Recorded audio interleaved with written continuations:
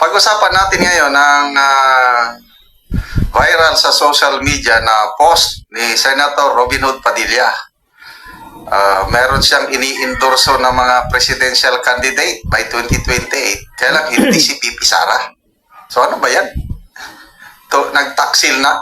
Akala ba natin loyal sa Duterte itong si Senator Padilla? Okay, so ano yung post na yan? Pakinggan natin dito. May magandang komentary ni Pinoy Views and opinion, then dagdagan ko ng aking reaksyon. Si Pipi Sara Duterte, tatlong ulupong na mga kasamahan niyang mga sinatong mga kababayan. Ang sabi pa ni Robin Padilla sa kanyang post, ha? Nandito daw sa aming bahay o bulwagan. Oh. Ano ba talaga, bahay o bulwagan? Tatlo ang panglaban daw na senador. Senate President Cheese Luis Escudero, a.k.a. Waiter, Senate Minority Leader Aquilino Pimentel Jr. alias Kukovid, at si Sir Rafi, si Rafi Tulfo alias Kabit, senador ng mga na-issue ng Kabit. Ba't di niya sinali si Sara? So, yan, yung tatlong senador na yon ang nailagay sa post ni Senator Padilla na posibleng maging presidente.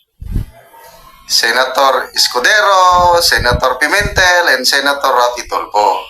Hindi man lang yan nabanggit si Pipi Sara. Kaya nagalit ang mga DDS sa kanya. Itong kay Padilla. Mga kababayan ay ang maaaring maging susunod na Pangulo ng Pilipinas, sabi ni Senator Robin Hood Padilla. Hindi na sa usaping kasikatan, kundi sa kakayahan. Wow! Bilib na bilib si Senator Robin Padilla, mga kababayan. Siya mismo ang nag-post niya sa kanyang social media, ha? Na ito daw tatlong senador na itong mga ugok ay ang posible daw maging susunod na Pangulo ng Pilipinas. Ayaw mo ba kay Pipi Sara, Robin Padilla? Yan, nang tanong. Bagamat mga kababayan, dahil pagkatapos niya mag-post ito ay naputakti. Naputakti. Yan. Explain pa sa kanyang comment na, syempre, hindi pa rin daw mawawala si Pipi Sara Duterte kung i-endorso daw ng kanyang supremo na si Patay na. Binabatikos ngayon si Senator Robin Hood Padilla. Marami na akong vlog na napanood tungkol nito. So ngayon lang ako magre-react din. Dapat maingat siya sa kanyang mga post na ganun. Kung talaga bang Duterte supporter siya, maingat, wag ganun. Pinagtutulungan na nga ng kabilang kampo si Pipi Sara para sirain. Tapos ganyan pa ang kanyang post na tatlong kapwa niya senador ang posible maging presidente. Talagang hindi ka tanggap-tanggap. Kahit ako, medyo hindi maganda ang dating sa akin yung ganong post. Hindi pa ba given yan, Robin? Yes, given na yan. Sabi lang naman daw niya mga kababayan ay ang kanilang bahay dyan sa bulwagan nila sa Senado. Hoy, Robin Padilla, iba ba? Iba ba? Magkaiba ba ang presidente dyan sa Senado at presidente ng Pilipinas? Isa lang naman ang presidente eh. Kaya mamili ka ng isa. Ano ba yan, Pero Robin? apparently mga kababayan, lumalabas sa inendorso na nga ang tatlong na to dahil hindi lang ako saping kasikatan ang taglay nila, kundi kakayahan. Malamang sa malamang mga kababayan. Pagdating ng panahon, isasali na rin niya ang kanyang sarili. Ano ba yan? Nagpaliwanag naman si Senator Padilla na hinihintay niya yung endorsement daw ni PRRD sa kandidatura ni Pipi Sara. Hindi matik na dapat. Di ba given na talaga yun? Matik na yan. Ano sa tingin nyo? Kasi may advice si Alangas na PRRD this. na umalis na sa politika si Pipi Sara. Baka yun ang nasa isip ni Senator Padilla na baka hindi natatakbo si Pipi Sara dahil advice ng tatay. Kaya lang, may sariling diskarte si Pipi Sara. Oo. Tingnan nyo, nung 2022 election, gusto ng tatay, tatakbo siyang presidente, hindi niya sinunod. Ayun, medyo sayang. So ngayon, gusto ng tatay, aalis na sa politika. Magpahinga na lang, humanap na ibang trabaho. Sumagot si VP Sara, Malabo I am yun. accountable to the 32.3 million people who voted for me. Hindi siya alis.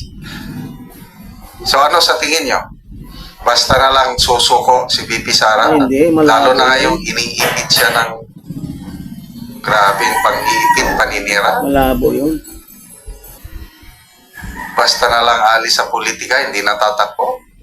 Ako, feeling ko, dahil sa pagmamahal ni VP Sara sa kanyang bayan, mga kapwa niya Pilipino, tatakbo yan by 2020. Malampasan lang niya itong pagsubok, itong impeachment niya o anumang kaso under niya, malalampasan lang niya ito. Makikita nitong mga kongresista ngayon. So, kakamali si Senator Robin Hood Padilla na nag-endorso ng 3 senador. Tuloy natin. Diyan sa 3. Gawin mo ng 4, Robin. Isahin mo na sarili mo. Gaya ni Pacquiao, di ba? Tumakbong presidente. Gayon pa man, Robin. Kahit pa sinabi mong kung talagang si Sara ang iyong susuportahan, Bawiin mo yan, Robin. hindi mo na dapat pinost ang mga ganyan. Lumalabas mga kababayan na parang dalawang traitor, di ba? Alam naman natin na ang ating pambato ay si VP Sara. Bakit nag-endorso ka pa ng iba? Oo. Ito pang mga ungas na mga Diyos Escudero, waiter. Ungas pa rin, Rapid Tulfo na dikit sila ng laban ni VP Sara. Nagtay na nga daw, no? Ng rating. Inendorso mo pa. Tapos yung isang COVID na traitor din. Ano ba talaga, Robin? Tingnan natin, ha? Tapos naglabas pa siya ng video, mga kababat. Oh, wow! Para prito, di ordinaryo, use new Mamacita's all-purpose marinade. Tingnan natin, ha? Tapos naglabas pa siya ng video, mga kababayan. Oh, Senator Bro. Ito, presidente daw na yan ni Robin Padilla, ha? Si COVID Pimentel, mga kababayan. Apparently, mga kababayan, bilib na bilib pa rin si Robin, although na Okay, anyway, latest survey, malaban lang yung WR numero survey, no? Balitado naman yon. Nagtay si VP Sara at Senator Rafi Tulfo, 24% each ang nakuha nila. So sila talaga maglalaban. Romualdez, 1% lang. Kaya malayo talaga itong si Tambaloslos. Speaker Martin Romualdez. Hindi siya magpresidente, Oo. maging presidente sa isang patas na labanan. So I don't know kung anong gagawin nila. Si Senator Tulfo, I don't know kung papayag ba yan na maging hindi ba, yung WR survey pala, kahit WR numero survey, kahit Vice President, talunan pa rin si 3% lang ang nakuha ni Speaker Martin Romualdez. Ganun. Kaya ayaw na ayaw sa kanya talaga ng taong bayan. Presidente man o Vice Si Ayun President. Okay, may napanood akong online survey na kita ko.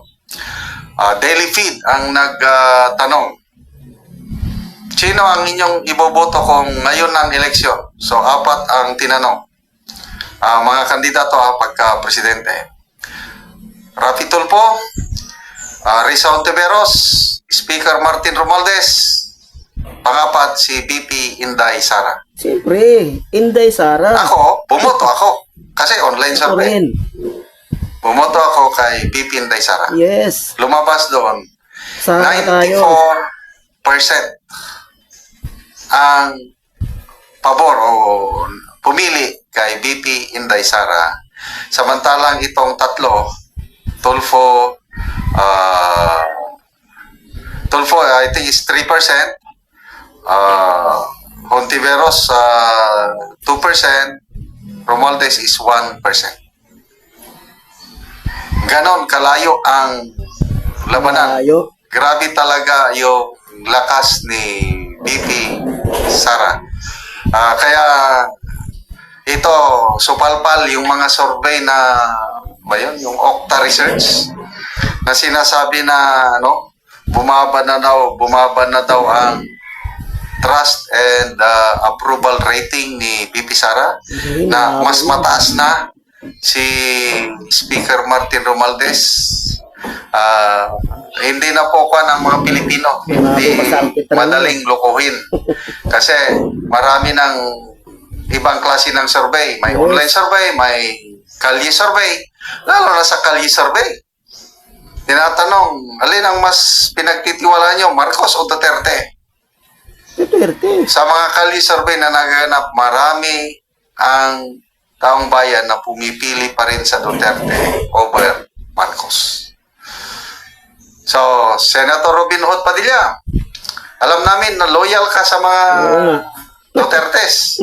Kailangan, next time, mag-ingat ka dahil ang mga Duterte supporters, nagmamasid. Huwag na sanang maulit yung ganyang post. Ba yan?